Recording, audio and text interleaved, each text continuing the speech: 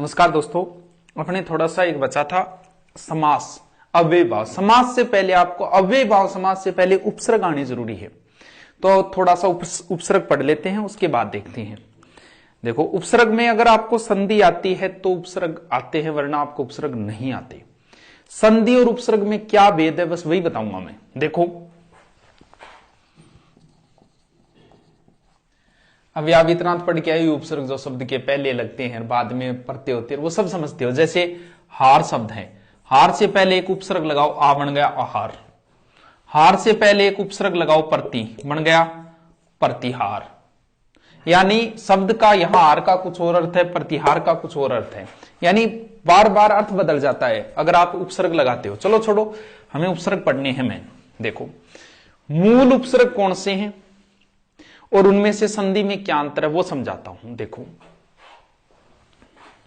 आ, आव, उप, अप, अपि, अभि, अति, अधि,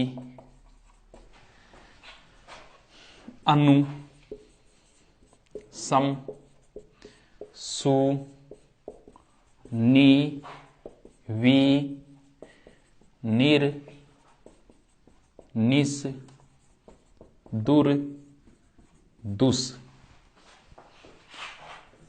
पर, परा, प्रति, परि। ऐसे के ऐसे याद करना है आपको, लिख के याद करना है। कौन कौन सी चीजें ध्यान रखनी है। नंबर एक बात, सब उपसर्गों के अंतर मात्राएं छोटी आएगी। देखो क्यों जरूरी है। जैसे उसने शब्द दिया आपको अतीत, वो पूछेगा अतीत में कौन सा उपसर्ग है, वो एक बार अति बड़ा लिखेगा, एक बार छोटा लिखेगा। अब जिसको नहीं पता वो देखा यहां अति बड़ा है, बड़े वाला हो गया, नहीं। देखो, सब उपसर्गों में मात्राएं छोटी आएगी, तो आप लिख लिख के याद करना। और कौन सी चीज ध्यान रखनी, पहली तो आप इसको 2-3 बार बोलोगे, याद हो जाएगी। आ, अव, उप, अप, अपि, अभि, अति, अधि, अनु, सम, सु, नि, वि, निर, निस, दुर, दुस, पर, परा, प्रति, परि। आ, अव, उप, अप, अपि, अभि, अति, अधि, अनु, सम, सु, नि, वि, निर, निस, दुर, दुस, पर, परा, प्रति, परि। आ, अव, उप, अप, अपि, अभि, अति, अधि, अनु, सम, सु, नि, वि, निर, निस, दुर, दुस, पर, परा, प्रति, परि। बस क्या चीज ध्यान रखनी है, कहां अंतर होता है उसमें। जैसे मैंने आपको यहां, जैसे कौन सा लू, मैं एक दुस ले लेता हूं। लिख के याद करना क्यों जरूरी है, आप ध्यान रखो कि दुस उपसर्ग होता है सह में, ये सह होता है दुस में, क्योंकि वो आपको एक शब्द देगा दुशासन। वो पूछेगा दुशासन में कौन सा उपसर्ग है। देखो ऑप्शन, नंबर पहला ऑप्शन बनाएगा दू, दूसरा ऑप्शन बनाएगा दुहु विसर्ग लगा के, तीसरा ऑप्शन बनाएगा दू और यही सह लिख देगा जो यहां लिखा हुआ है, चौथा ऑप्शन बनाएगा दुस। अब आपको पता है कि दुस ये होता है। कुछ बच्चे तो दू करके आ जाएंगे। संधि और उपसर्ग में कहां अंतर है, इसमें संधि विच्छेद होगा, आपको बताया सह से कंटिन्यू एक विसर्ग होता है संधि के अंदर, दुहु प्लस शासन। तो कुछ बच्चे संधि के आधार पर इसको ये करके, ये तो संधि है। उपसर्ग देखो, मैंने इतने उपसर्ग बताए, इसमें कहीं दू वाला उपसर्ग बताया क्या। इसका मतलब दू नहीं होता, दुस होता है। सह भी कौन सा, भले यहां ये सह दे, ये सह वाला उपसर्ग होता है दुस। यानी उपसर्ग और इसमें क्या अंतर है, ये गौर करने वाली चीज है। यहां दुस उपसर्ग है, ना कि दू। दू तो संधि विच्छेद है। संधि और उपसर्ग में बस इन शब्दों में थोड़ा सा अंतर आता है और कहीं नहीं आता। और देखो, जैसे उसने आपको शब्द दिया दुश्चरित्र, दुश्चरित्र, वही ऑप्शन होंगे उसके। पहला दू देगा, दूसरा दुह देगा, तीसरा दुस यही सह दे देगा, चौथा दुस ये। अब लिख के याद किया तो आपको पता है कि कौन सा उपसर्ग होता है। ये उपसर्ग नहीं होता, ये संधि है। इसका मतलब ये है, कोई समस्या नहीं है। और देखो,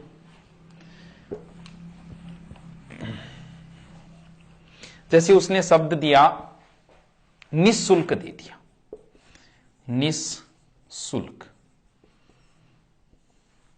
पूछेगा आपसे उपसर्ग बताओ। पहला ऑप्शन वो सीधा नहीं देगा, दूसरा नहीं देगा विसर्ग लगाकर, तीसरा सीधा वो निस लिख देगा और चौथे में ये सह लिख देगा। अब देखो कौन सा है, लिख के याद किया है तो पता है कि ये सह वाला विसर्ग होता है। अगर विसर्ग है तो ये है, निस है ना कि नी, निहि तो संधि विच्छेद इसका होगा, निहि धन शुल्क, जबकि विसर्ग इसमें निस है। यही चीज गौर करने वाली होती है संधि और उपसर्गों में। देखो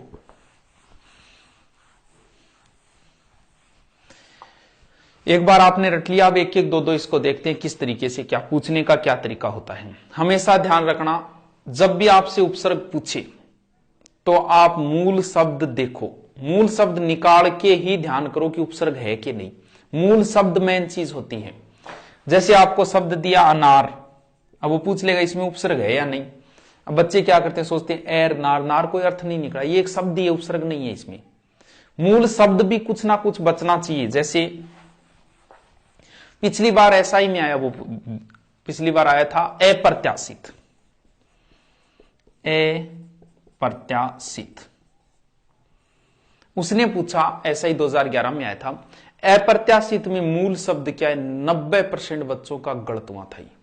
चलो इसमें निकालते हैं हम, मूल शब्द निकालते, कई बार शब्द पूछ लेता है वो।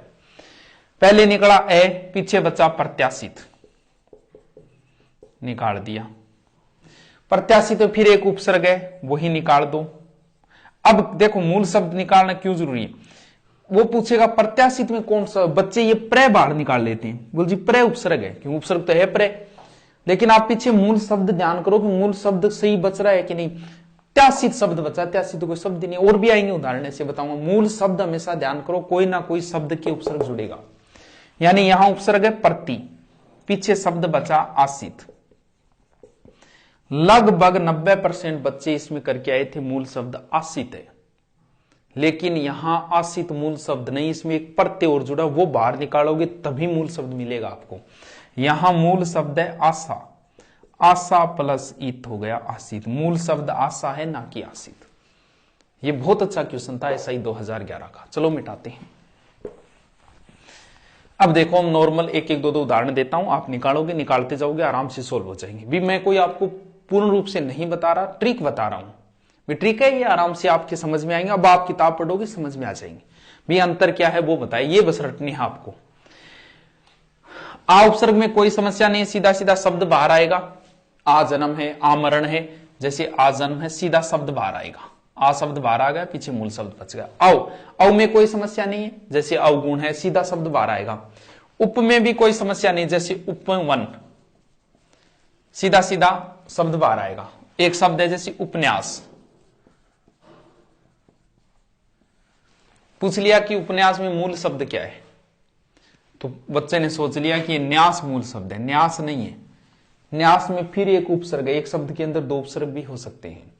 यहां देखो उप निकालने के बाद न्यास बचा, न्यास में फिर एक उपसर्ग है नी, मूल शब्द यहां है आस ना कि न्यास। हमेशा मूल शब्द पे ध्यान दो कि मूल शब्द क्या है, उसमें कोई ना कोई शब्द के उस उपसर्ग जरूर जुड़ा हुआ होगा। देखो एक मिनट,